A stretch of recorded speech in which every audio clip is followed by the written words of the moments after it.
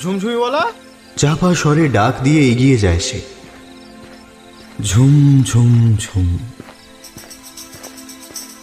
ক্রমশ ওর থেকে দূরে চলে যাচ্ছে আওয়াজটা। ঝুমঝুমিওয়ালা, কোথায় গেলেন আপনি? দূরে, আরো দূরে মিলিয়ে যাচ্ছে আওয়াজ। ঝুমঝুমিওয়ালা।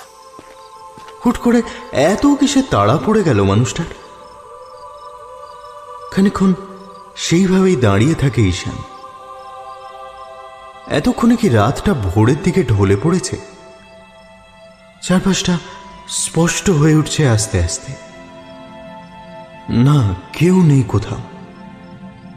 ফাঁকা রাস্তার মাঝে একটা স্যান্ডো গেঞ্জি আর হাফ প্যান্ট পরে দাঁড়িয়ে আছে ঈশান।